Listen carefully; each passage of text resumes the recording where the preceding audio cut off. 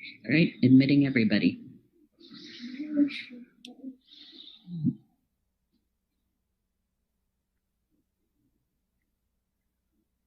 Hello and welcome back to everybody to another gentle yoga session with Keith Beasley.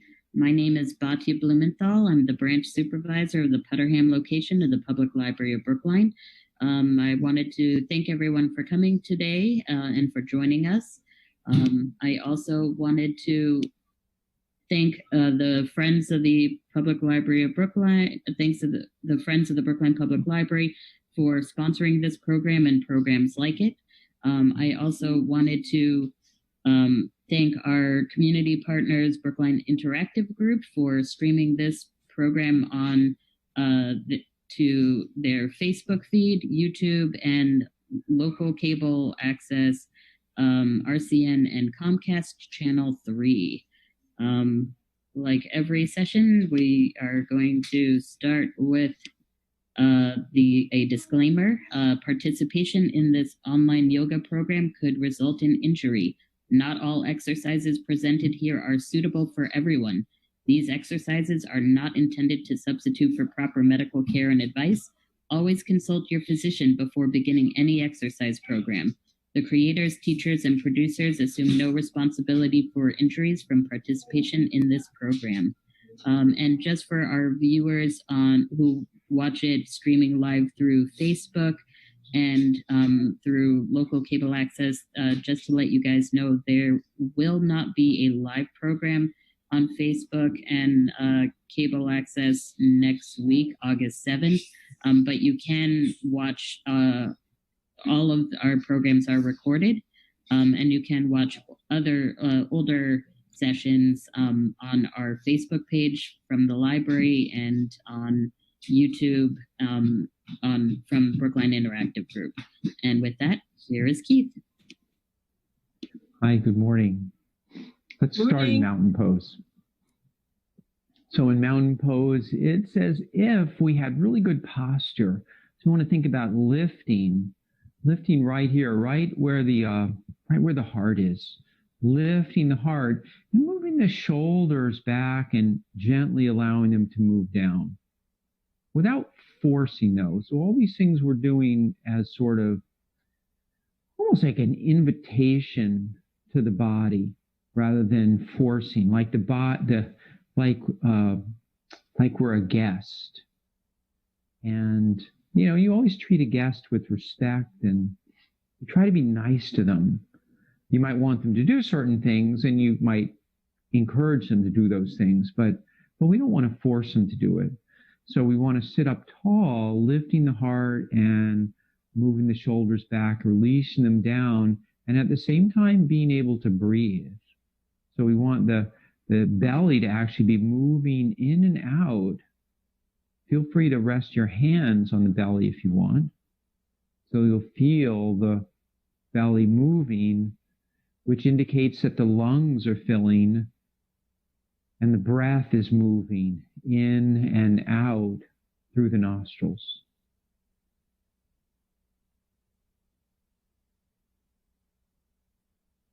And we want the feet about hip width, maybe a little wider. We want to feel stable. That's probably the most important thing.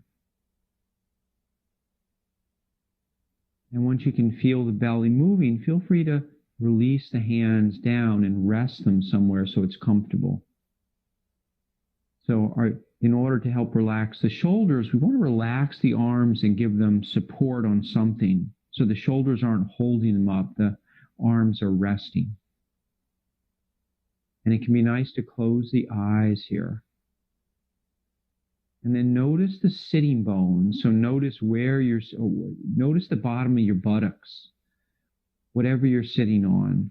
And see if you can bring evenness to the left and the right side, left and right buttock or left and right sitting bones. And then the same thing with the feet. Sometimes we have a tendency to lean one way or another and we don't always notice it.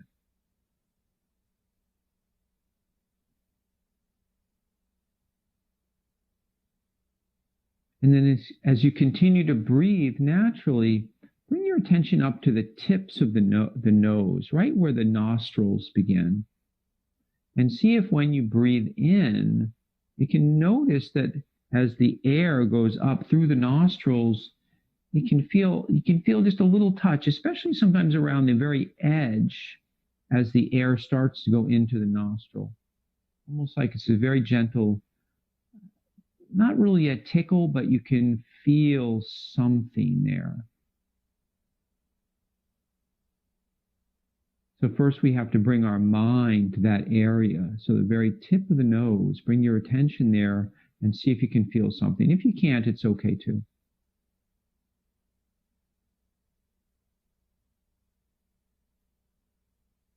And let's bring our palms together right in front of the heart. Shoulders are still relaxed. And then go ahead and spread the hands so that the fingers are evenly spaced. As if you were going to make, as if you had going to make a print of your hand on something. So you put the paint, you put the hand in the paint, and then get ready to put the hand on the paper. And make sure the tips of the fingers are even with one another, so that as we press gently the fingers into each other, we can't tell where one finger ends and the other one begins. All we can do is feel that gentle pressing between the fingers. And let's add a little movement now. So we'll begin by inhaling.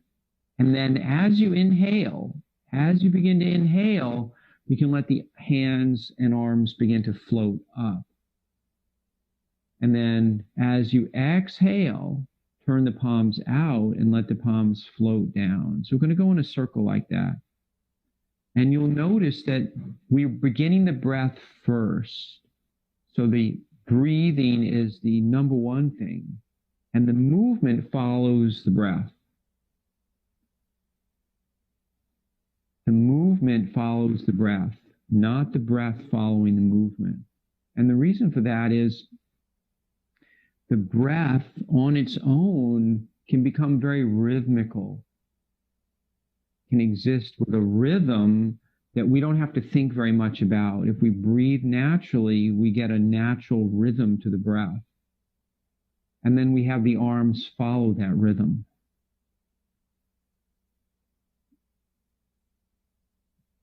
And we'll do it a couple more times, keeping the shoulders relaxed. So you have a lot of latitude on how big the circles are here. So some people may want to reach way up, and only do that if your shoulders feel okay. If when you begin to go way up, the shoulders go way up towards the ears like this, then you're probably going too high. So notice that the movement is very similar whether I'm making small circles or I'm making big circles. And we want to fit the movement, the size of the movement to our joints and the way things are actually working in our body. We're all different. And let's go ahead and bring the hands back together. And we'll do the same thing the opposite way. Before we begin that, feel the feet again. Bring balance to the feet. You could even, so a couple things you could do here. If you have your block, your trusty block, or remember we haven't done it in a while, you can roll up a towel and put a rubber band around it. And if you don't have it this time, you can do it next time. But you can put something here to engage these inner thigh muscles. And that helps a little bit with the activating the gluteal muscles and all the pelvic muscles down here, including the pelvic floor and the deeper abdominal muscles. So that can be a nice thing to do. And we're going to inhale, and then as we exhale, we drop the hands and we circle around. So remember, the movement follows the breath. I'm inhaling, coming up, exhaling, floating down. Inhaling, coming up, exhaling, floating down. And I kind of like this feeling as my hands are floating up and my palms are turned up, almost feeling the air as my hands are sliding up.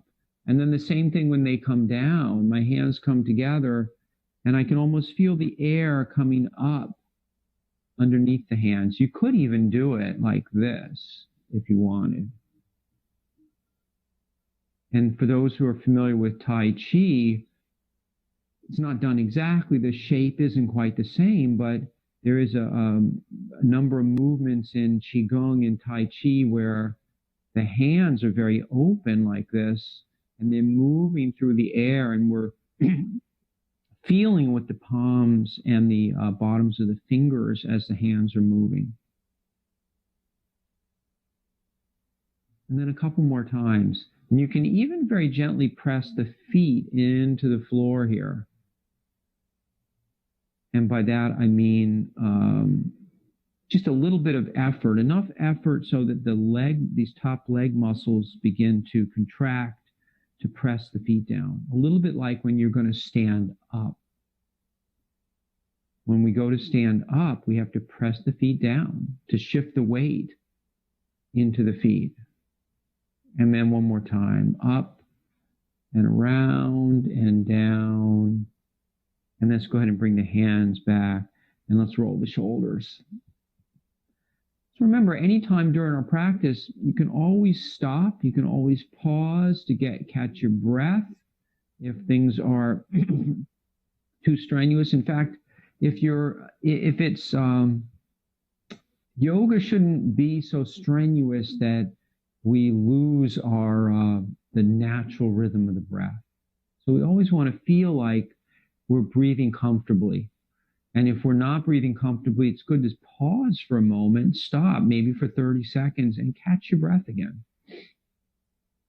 Because it's partially that rhythm, and it's also the breath is connected to the nervous system, and the nervous system, we have the parasympathetic and the sympathetic nervous system. We have the fight or flight response, and we have the more relaxing and calming side.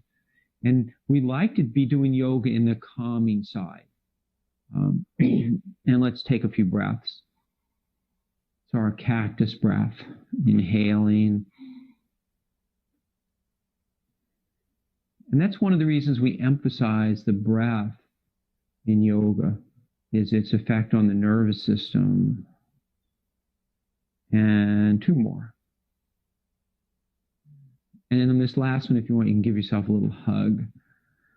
A little hug. You can wrap the arms around. You can wrap around anything you can get a hold of here, as long as it's comfortable. And take one more breath like this. And it feels really different when you hug, when your arms are crossed like this and you try to breathe, it's constricted here, but it's more open in the back. And sometimes the breath, you can bring your arms down now. Sometimes the breath will travel into the back. So think about that throughout the class today, that when we do certain poses, it's easier to breathe into the front part and into the front ribs. And in some poses, it'll be easier to breathe into the back ribs and the shoulder blades. The nice thing about doing both is that we get a chance for the nice expansion of those muscles that are surrounding those areas. And then when we exhale, we get a chance for them to relax.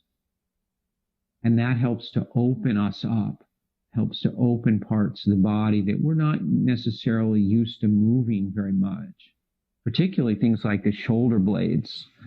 If we sit at a computer like this, we tend to have the shoulder blades are rounded and we're a little bit leaning forward usually. And let's wiggle the toes.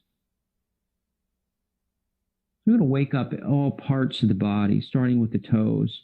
So go ahead and look down. If you see my feet, the rest of my feet are flat, and I'm lifting up my toes. So if you have shoes on, see if you can bring your mind or your attention inside the shoes. Feel the bottoms of the feet on the shoes and then lift and spread the toes as best you can. They won't, obviously they won't move as much as if you didn't have shoes. And then let's go ahead and rock the feet. So you may need to move your feet a little further out or a little further in. And as you rock your feet, feel the bottoms of the feet. So I want to be bringing my attention so that I'm really noticing when my toes lift up and the ball of the foot lifts off the floor, I really feel my heels. And when I lift my heels up, I really feel the balls of the feet. Let's try this. Instead of rocking back and forth, come up and lift your toes and the balls of the feet up just for a moment. So not too much effort here, maybe 50% effort on the lift. And then see if you can feel the balls of the feet. You can even try this. Try wiggling the toes back and forth as you do this. And you should be able to feel the skin right back here kind of wiggling on the floor. And so that's what we want to focus on. We want to be able to feel that skin on the heel. And then let's go the opposite way. Lift the heels up and then feel the balls of the feet. So the balls of the feet are the area right below the toes here. And we want it to be even. So even on the big toe and the little toe side. So and my heels lifted, and then go ahead and wiggle the heels a little back and forth. This is a very small wiggle. Just enough to start to move the skin here, and then we can feel it. And so when we feel it, we want to think about it up in the brain, so that as we rock our feet, so let's go back to rocking the feet.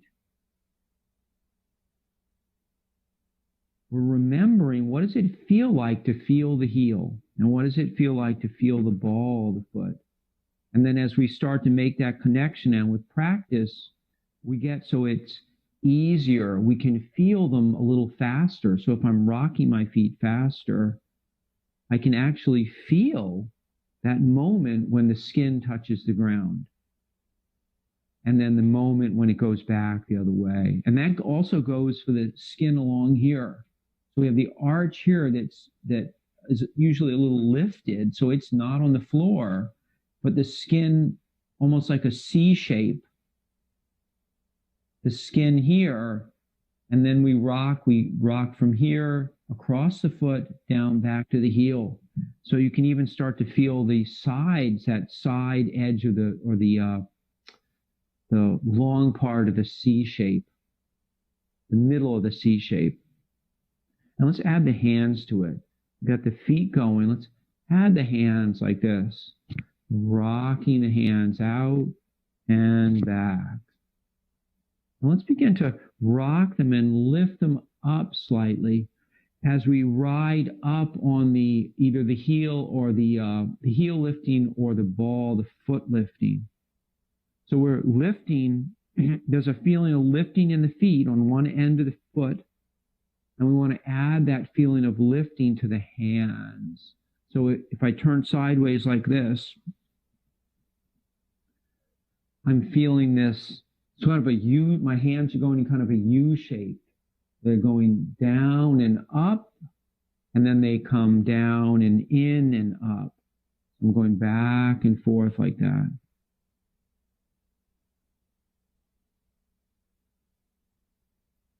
So see if you can time it so the rhythm here is the same as my toes are all the way up, my hands are all the way up. And then as my hands come down, my hands come up again, then my heels are all the way up.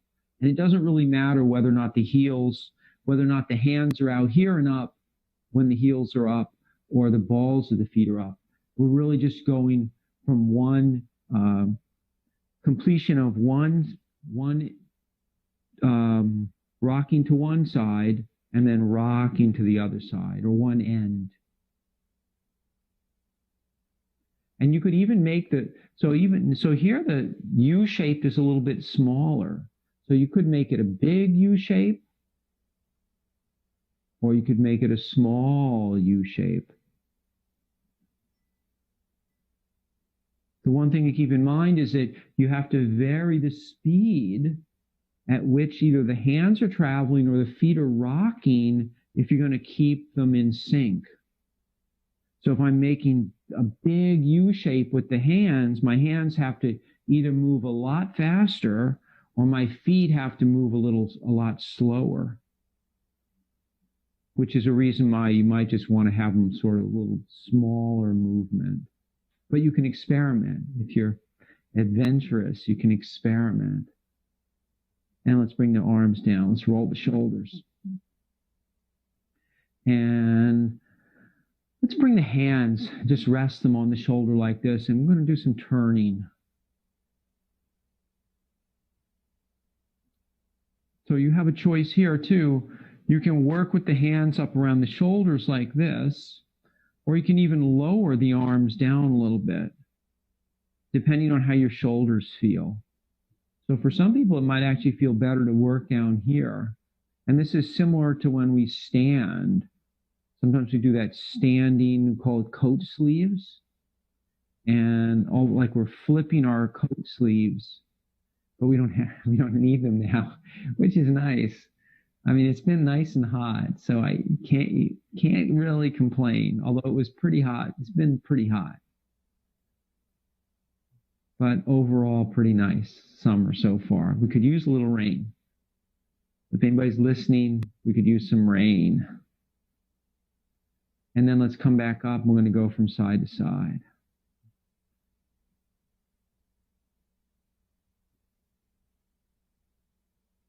So if you've been to other classes, sometimes we talk about bending the spine in 6 ways. And the first one we usually do is flexion and extension. And the last one we do is twisting. But so this is number 5 and 6 with bending the spine in 6 ways. And this is number 3 and 4. This is laterally bending the spine. Back and forth. And this is nice because we get some good contraction on the side of the body. And if we relax a little bit, when we go to the other side, we get some nice lengthening on the side of the body. So we go from a contracted to a lengthened. And you could also add the arm here if your shoulders are okay. If your shoulders are okay. You could even, if your shoulders bother you, try lifting just the elbow a little bit so the arm's not as extended. Or you could partially extend the arm. It usually is more challenging for the shoulder to extend the arm fully. So you have to experiment a little on yourself, but please be nice to yourself.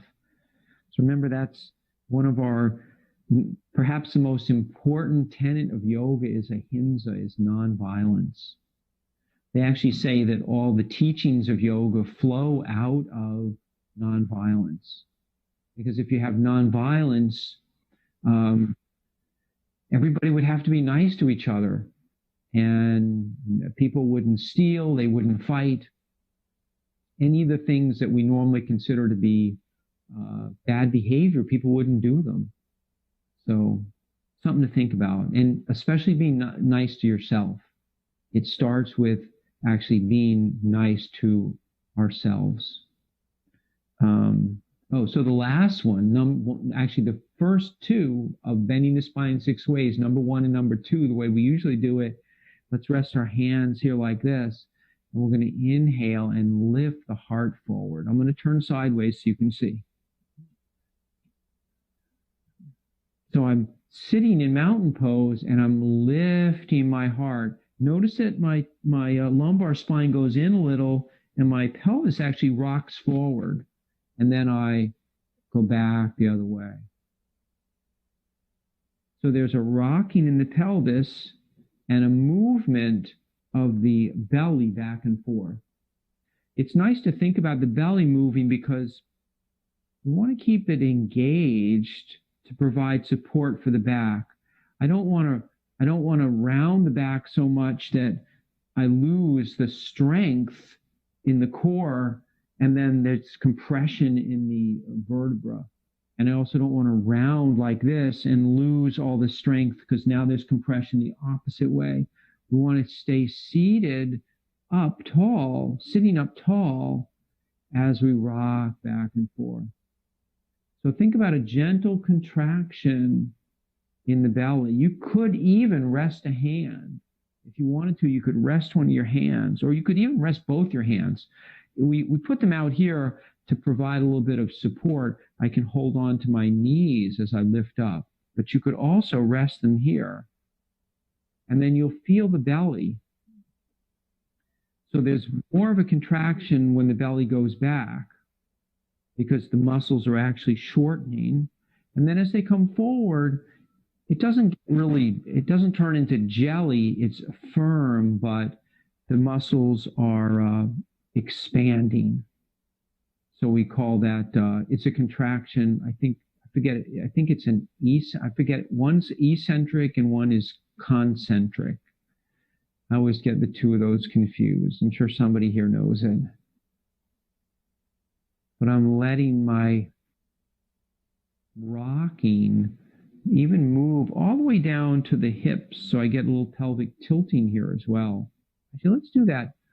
Let's sit up nice and tall. Let's do some pelvic tilting. So we're going to focus a little bit more on the deep abdominal muscles here.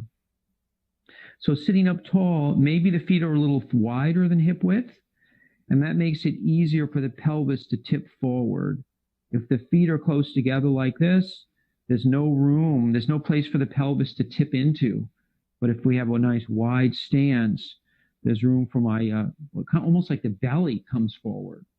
And I'm going to hold on to my knees here, and then I'm going to inhale and exhale. As you exhale, think about drawing the ribs down and the tailbone up, almost like as if you had you're going to put on a sweatshirt or a sweater with a zipper. And I'm going to zip it up. And as we zip something up, we get a little gentle kind of pulling together here. And we want to have that feeling of, as we exhale, there's this pulling together of the muscles here. So everything's shortening. And it's a little different than pressing the belly back. So when we press the belly back, it tends to activate these, the uppermost muscles more. And when we move the ribs down and move the tailbone up or towards each other, maybe that's a better way to think about it. It tends to activate some of the deeper abdominal muscles. And while we want both to be strong, it's really particularly important to have those lower muscles strong.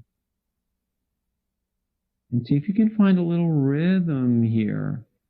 So we're moving, and this is a subtle, your ribs aren't going to feel like they're dropping to the floor. They're going to move very slightly down as these muscles shorten. And in the beginning, the movement may be fairly small, and that's okay. But if you practice it, you'll get more movement. You'll get better control, better contraction in those deep abdominal muscles. They're very good for supporting the pelvis and the lower back and also the pelvic floor. So all the muscles here work together. So our pelvic tilting is like this.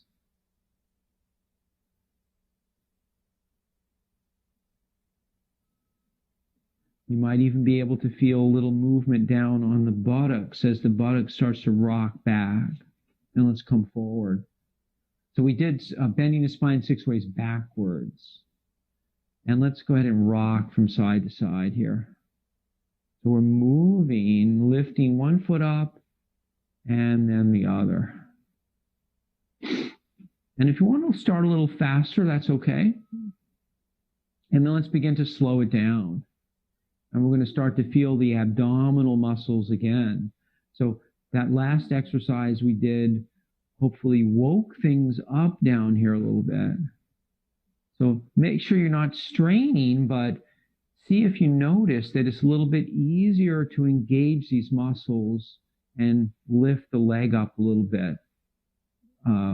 Doesn't mean it's easier to lift it up, but we're more aware of these muscles.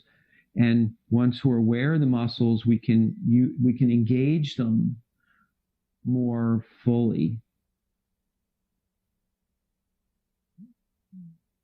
And let's come back down and let's sit up and let's finish with the legs. So we did the rocking. Oh, we didn't do the circles. Let's do the ankle circles. So we're circling the ankles and then back the other way. So as you're circling, there's a tendency for the ankle on the dominant side. So if you're right-handed, so this is my right hand, even though it might look like my left, usually the right side works more easily. So see if you can get them to go exactly. Let's do the hands at the same time, so that we're working together here to keep the feet in sync. It's almost like the right side's teaching the left side. So it's more important to keep them working together in a circle. Don't worry about how fast they're going or how smooth they're going. See if you can keep them so that as they turn out together. And as they turn in together. Now let's go the other way. And if you're doing the hands, same thing with the hands. Go ahead and hold the hands down so you can see them. Almost like if I hold my hands down here, it's almost like they're covering my feet. But they won't actually cover it. I'll be able to see both because they're at a different spot, from a perspective. But I can time them so that they're working together. And let's go the other way again.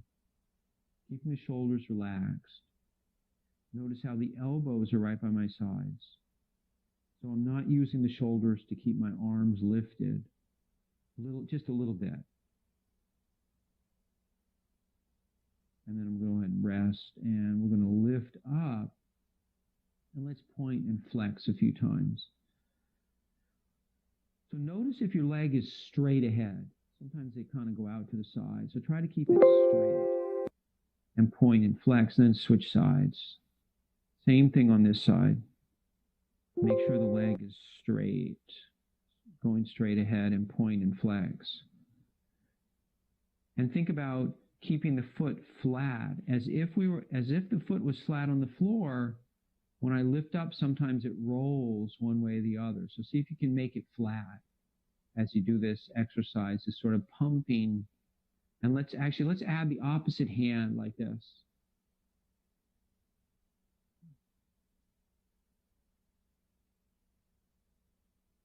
And do the other side, please.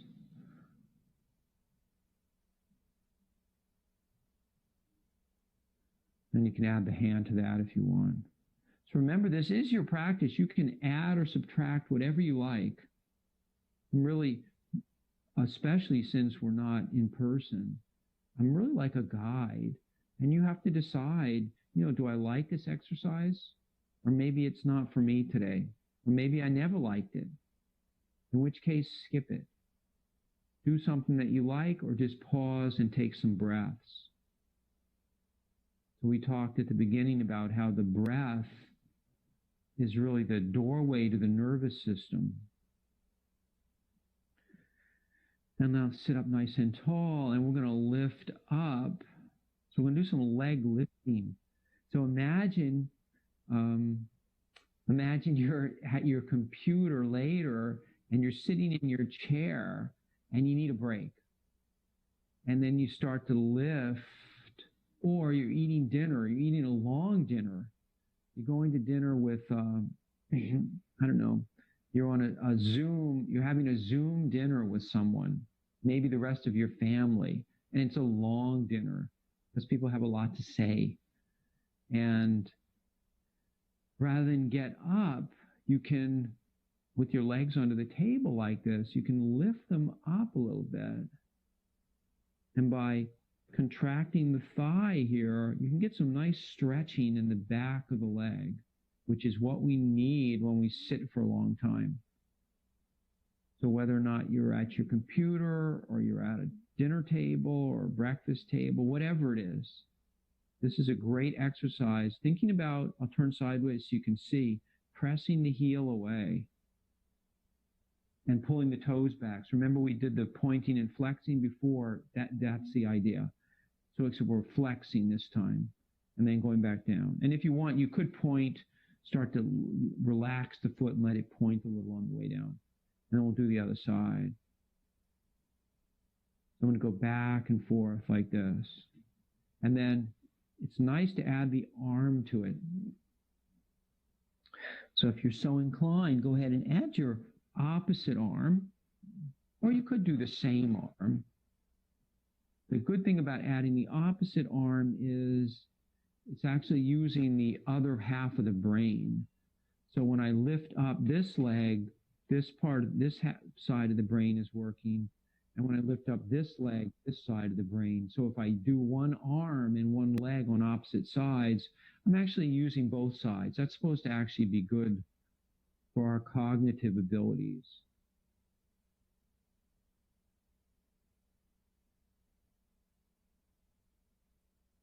You can feel an attachment between the foot and the hand when you come up, or imagine an attachment. And you don't have to do the arm if you don't want to.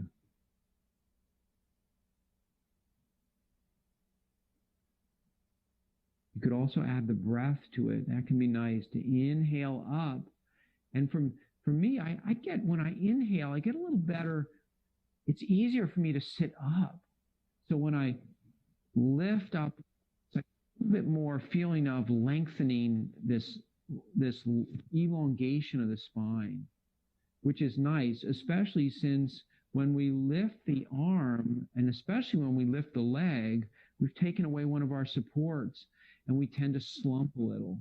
So we need to lift up. We need that extra effort to help lift up. And we've done this for a couple of minutes. If you're tired, you want to take a rest for a minute, just pause for a moment, take a break. If not, you can continue to lift up. You might even notice that one is easier to lift than the other. One leg perhaps straightens more easily than the other. That's not uncommon too. And let's come back down. Let's roll the shoulders and take a couple of breaths.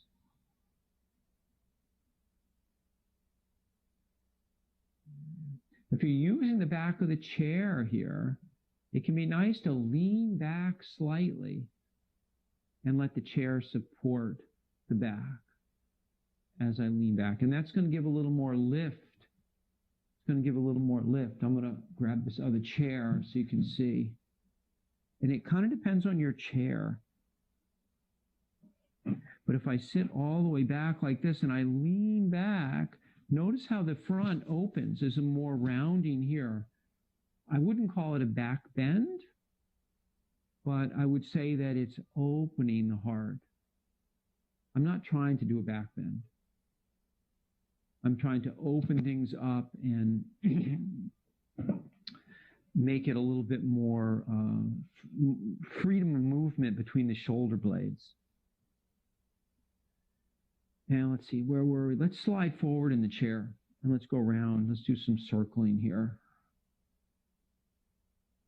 So notice the feet are fairly far apart for support. If they're too close together, we get really unbalanced in this movement. So we want nice wide. You might even move your feet a little further out away from the chair. So when you come forward, you don't fall out of the chair. And try looking out in front, not down at the floor. If we look down, we're going to round the back. We don't want to do that. And I like to use my arms. Notice how my hands are on my knees, and I'm straightening and bending my arms so that this straightening and bending becomes a part of the movement. So not only am I circling around, but my arms are in sync with that circling. And let's go the other way. So this can be supportive, doesn't take quite as much core strength to do this. it can also be a little more freeing, or you'll feel a little more freedom because it doesn't take quite as much effort, and maybe the shoulders move a little bit more. If you want, if you feel like it's too easy, you could take the hands away. You could take the hands away, and you could even stir like this, like you had a pot of something, I think what's a nice summer dish, maybe some gumbo or gazpacho or vichyssoise. I don't know if anybody eats those. We don't have a lot of tomatoes yet, so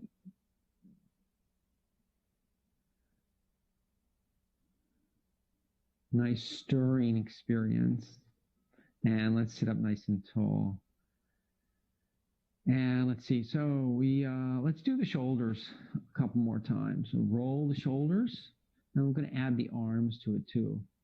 A little backstroke like this. And go ahead and let yourself turn a little bit.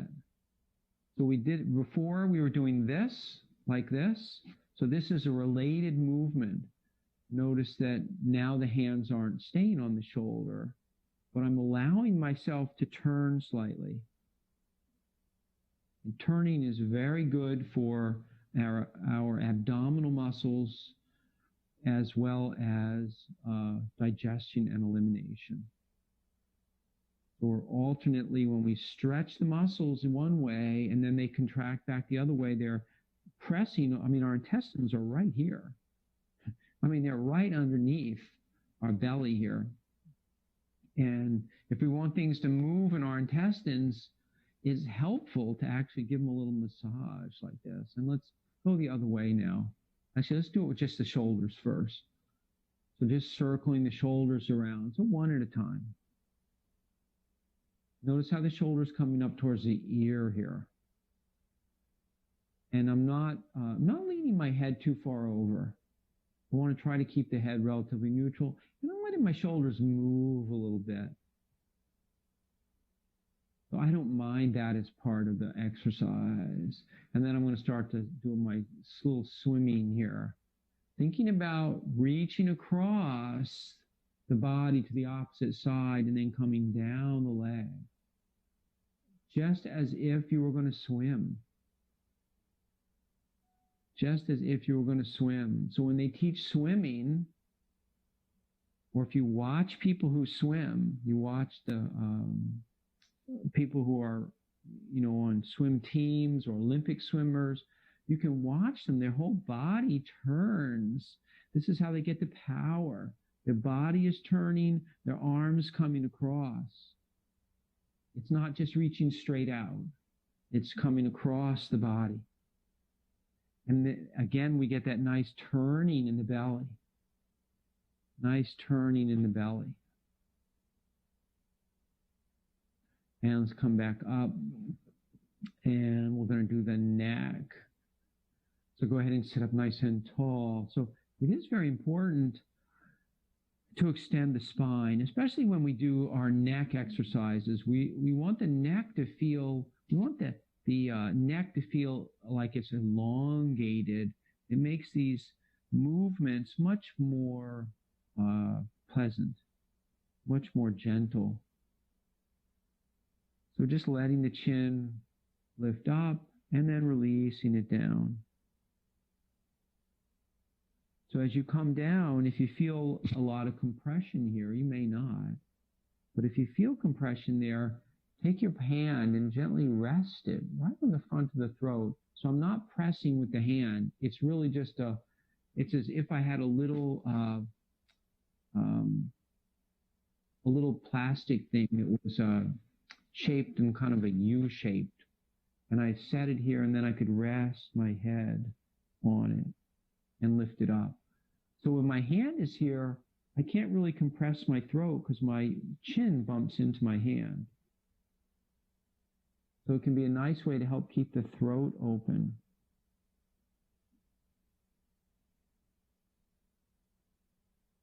You could even try this. Take your hand like this and rest it behind your neck like this. So the other thing we don't want to do with the neck is we don't want the angle here to get very acute. We want it to be we want things to be lengthened as they bend backwards. So if we have one hand here and then we rest our fingers here, it gives us a little sense of how far forward or how far back our head can go. So with my fingers back here, I can't bend my head way back. I mean, I guess I could force it back, but I won't do that. I'll just let it come back on the fingers. And that gives us that feeling of, where do I want my head? How should my head be feeling as it's going back and forth?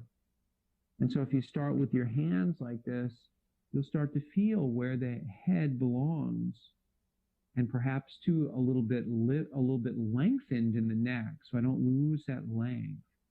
And then try taking the hands away and not going forward or back anymore, but see if you can feel that lengthened part of the neck as you're bending forward and back a little bit. So we just used our hands like props, kind of like when we used the block between the legs. We have all kinds of things. You could also, maybe let's try this. Instead of a block, take your fists like this, put your fists together, and then just walk the feet a little bit closer so they're about hip width. And if you have your fists down between the thighs, you can actually press on them. Give them a little press together. So we're activating these the adductors. And then go ahead and bring the hands to the outside and then press the legs out into the hands and press the hands into the legs so that things aren't moving. So I'm pressing one into the other, but they're staying in place. And then try the other side. A little squeeze, and then press out, and then come back. So let's finish the neck. So we'll lift up, and then we'll tip the head.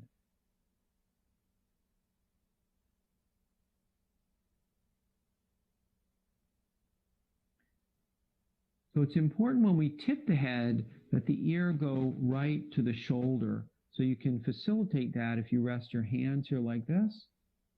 You can rest your ear on your hands on your shoulder, and then you can do the other side. We go back and forth like that.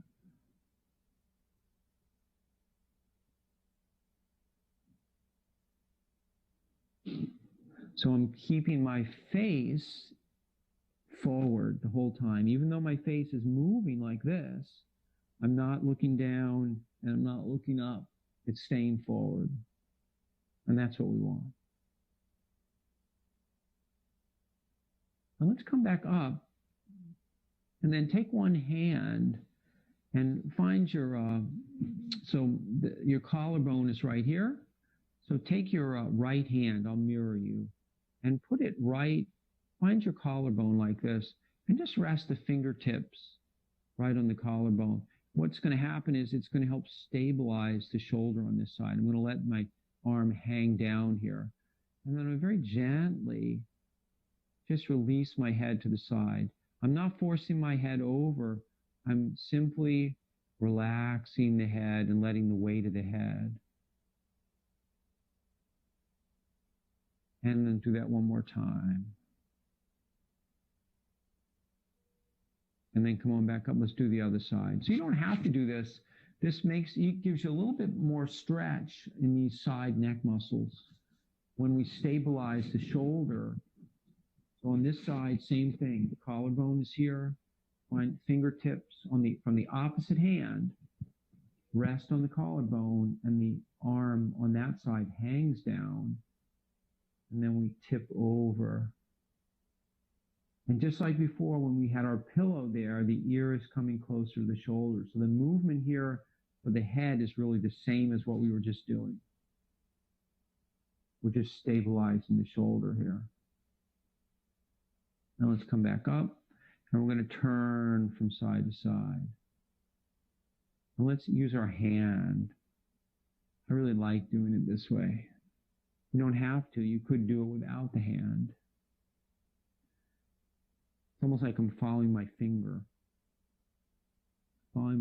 back and forth.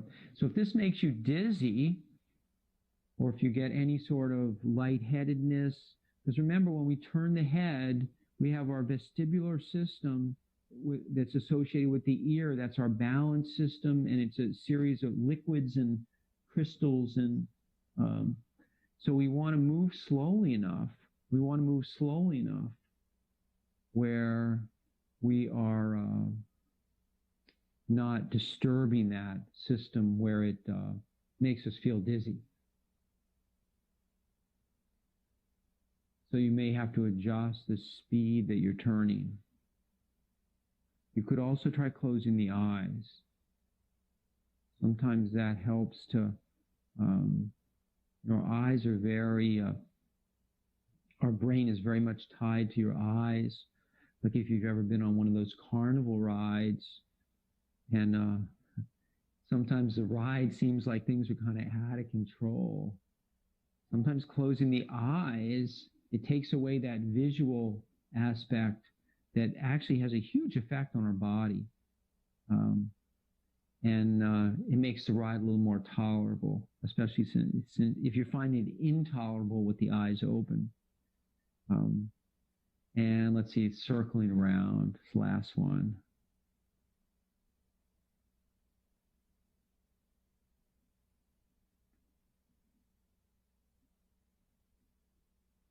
And we're going to stand up now, or just actually take one moment, take a couple of breaths. You can stand as long as everything's feeling okay. Take a couple of breaths, so if you want, standing or seated. And then you have a choice here. You can stay seated in mountain pose, or you can stand up in mountain pose. And if either way, let's gently turn. So this was the coat sleeves exercise from earlier, that I mentioned earlier.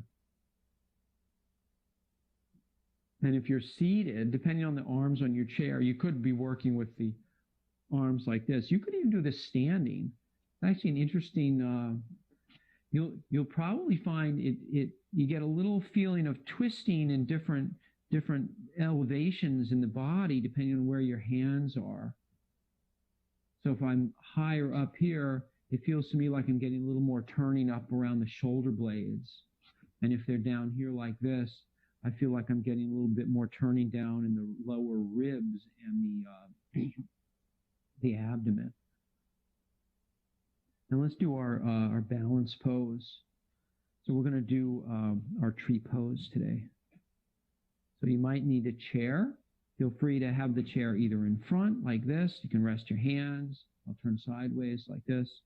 Or you can have it on the side, or at least have it handy, or you can also do this seated. So tree pose, we're going to stand up nice and tall in our mountain pose. Perhaps your feet are a little bit apart for this. We have a nice straight leg. We're going to pat our right leg like this, and then we're going to lift up the left. Just start by coming onto the toes like this. So we're really pressing the foot firmly, extending the leg, extending the spine up, and then finding a spot for that sole of the foot. Whether it's on the, you could even rest the tips of the toes like this, or you could rest the foot on the foot, or you can bring the foot on the inside of the calf, or you can, some people can bring it up and put it up in the inside of the thigh like this. I don't always recommend that. It's kind of hard on the knee. Just don't put it on the knee. So if you put it on the knee, it presses the knee in that direction. We don't want that. And let's come back down to the other side. So let's stand up nice and tall, and then pat the other leg. Press that foot. Extend the leg, extend the spine. So we're going to make that other foot weightless. And then find a spot for the sole of the foot. Just not on the knee. Standing up nice and tall. And we'll come back down. We're going to add the arms this time. So we come back to our tree pose. Pat the opposite leg this time. So this is our standing leg, our firm leg. We're pressing firmly into the floor. And then we're going to bend the other one. And then if you want, if your balance is good here, you can add the arms like this. I'm sorry, I know you can't all see my whole arm. So you can work like this, like a tree. You can have leaves if you want. You could work like this. You could even bring the palms together up over the head. So the palms are touching here, even though you can't see them. And then come back down. We'll do the other side. So remember, if you're seated, you can do the same thing. And you'd use the, say, the leg of the chair becomes your leg, your standing leg. And then I'm going to shift the weight, and then put the sole of the foot on the inside, and then go ahead and add your arms if you want. Remembering to breathe. It's the most important thing, especially tree poses, can be kind of a playful pose. You could even blow in the wind if you wanted. And some people are wobbly anyway, so, and then go ahead and come back down. Let's sit back down. And we'll take a few breaths here. So we'll inhale and exhale. And this time give yourself a little hug around. And then again, and change the cross of the hug this time. So the opposite arm is on top. And go back and forth like that.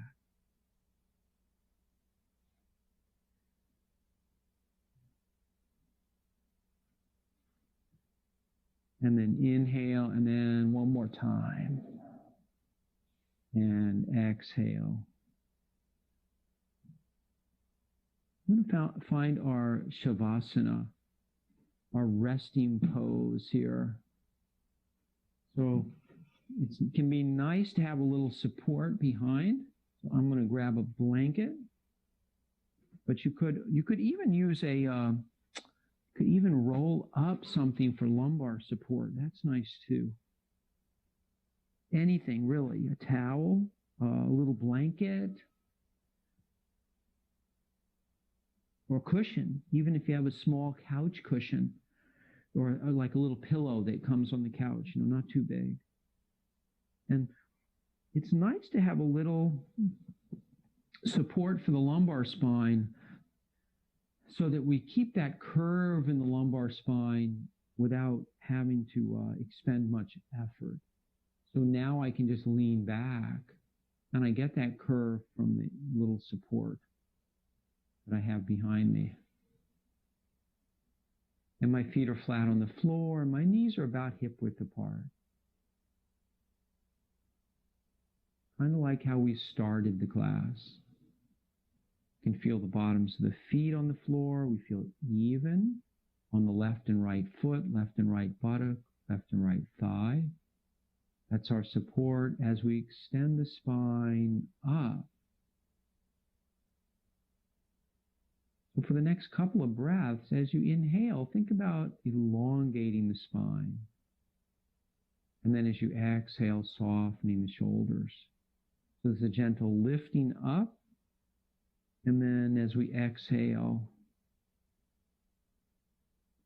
we're softening. And please allow your eyes to close. Please allow your eyes to close. And just focus on the breath. So feeling the belly going in and out with each breath. Each exhalation is a chance to soften and relax. Soften and relax. You can even say to yourself, repeat the word soften, relaxed. Or whatever words help you to let go.